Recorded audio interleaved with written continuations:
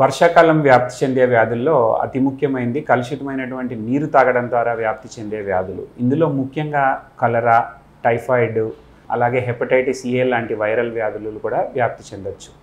వీటిని అరికట్టడానికి అతి ముఖ్యంగా మన దగ్గర ఉన్నటువంటి ఇదేంటి అంటే పరిశుభ్రమైనటువంటి నీటిని తాగడం, కాచి చల్లార్చిన నీళ్లు మాత్రమే తాగాలి.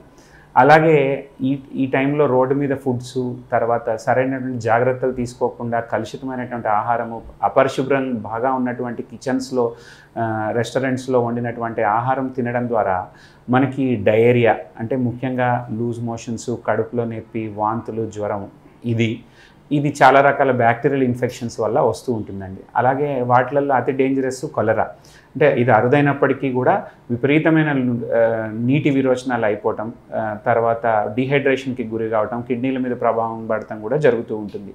ఇది కనుక మీరు నోటి ద్వారా నీళ్లు సరిగ్గా తీసుకోలేకపోవడం, మోషన్స్ విపరీతంగా అయిపోవడం, బీపీ పడిపోవడం లాంటి లక్షణాలు కనపడినప్పుడు వెంటనే డాక్టర్ని సంప్రదించి ఈ నోటి ద్వారా వీలైనంత వరకు నీళ్ళు తీసుకోవాలి. కానీ ఒక్కో సందర్భంలో వామిటింగ్స్ అయ్యి నీళ్ళు తీసుకోలేకపోవడం లాంటివి జరుగుతూ ఉంటాయి.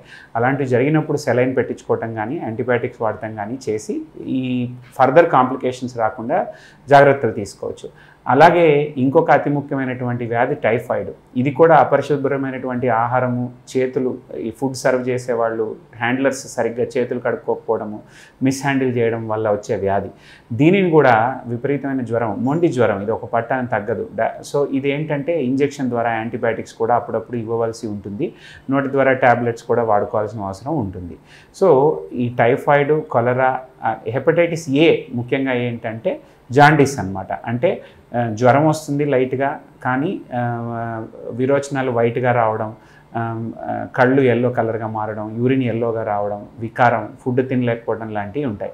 అతి కొద్ది సందర్భాలలో మాత్రమే కాంప్లికేషన్స్ దారితీయచ్చు, కానీ చాలా వరకు ఇవన్నీ కూడా సింపుల్ ట్రీట్మెంట్తోనే కోలుకునే అవకాశం ఉంటుంది.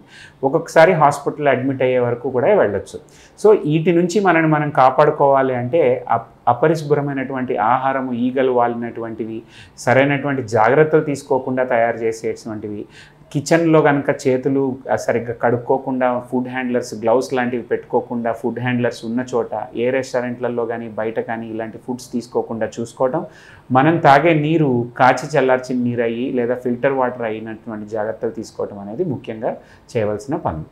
Thank you.